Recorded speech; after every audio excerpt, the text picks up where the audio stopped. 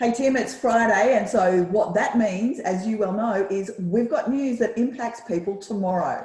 Yes, for auction. Yes, Remember last week we thought that we would have all of the information on Monday or Tuesday of this week so that we wouldn't have this rush panic. That got washed to one side.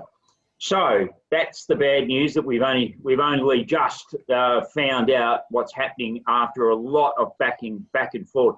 But the good news is we have some clarity here now.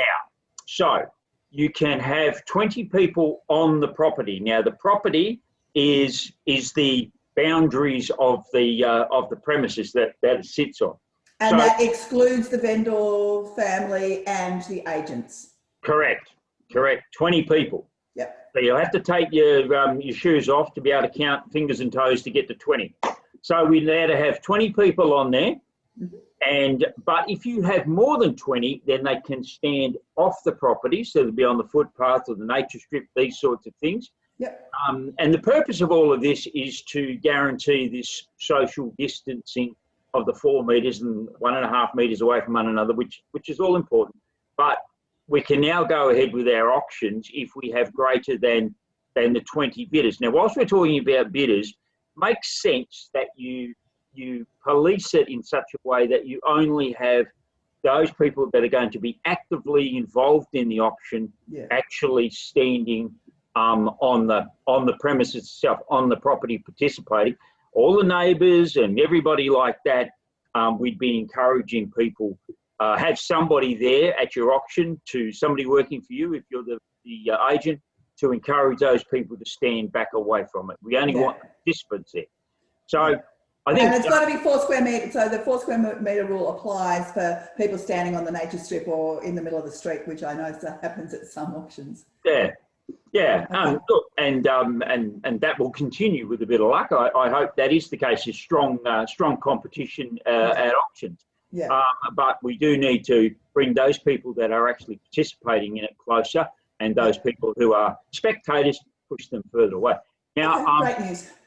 It is great news. We have some clarity around it. We'll firm all of that up a little bit, because there are still obligations for agents to protect the community there, and that does come with some penalties. So we won't have it on the street for tomorrow, but what we will do between now and next Friday, although maybe we can do it before then, is put something on our website so you'll be able to print it out, put it on some walls and talk about these sorts of things. Yeah, I mean, I'm sure that all of the agents are really frustrated that this happens at the last minute on a Friday, but I just want to help people to understand that there are multiple departments in the government involved in this. So all of the wording of everything has to go through a series of committees, and then it gets to us and we go, no, hold on a minute, that's not what you said. And then it has to go back around through the committees again and come back to us.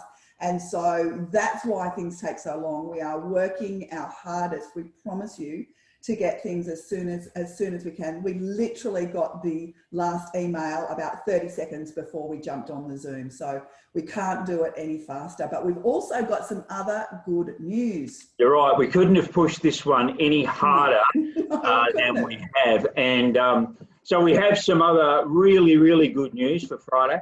You and I have alluded to this constantly with our videos. We've said that we've been pushing the Minister for an extension of the moratorium so that the fair trading will take on an educative stance rather than a penalty-based. And this is around all the supervision guidelines and everything that's happening from back in March. Yep. Yes, that's right. So all of this was supposed to go live 23rd of March, and we've been pushing really hard for this. And we found out today that the Minister, bless him, has decided to extend it for another 6 months. Fantastic. To give us the opportunity to deal with COVID and to deal with all of the reforms that have come through. Fantastic. So that gives everybody the time. Supervision guidelines should be in your inbox on Tuesday of next week. So if you haven't ordered them yet, now is the time, and it gives you time to actually implement. So that's awesome news for a Friday. It is awesome news, absolutely. So fantastic. I think you've earned a beer for this afternoon. So Thank you, but I've got to help my mum unpack, so I'll hold off for a little bit. Well, I'll live it through me vicariously, because I'll be having one, I assure you. Good for you. Have a wonderful weekend. Thank you so much for your determination to get this done. You've done an outstanding job. I think we'll take a joint effort on this one. Okay. All right, thanks, Leanne. See you later. Bye.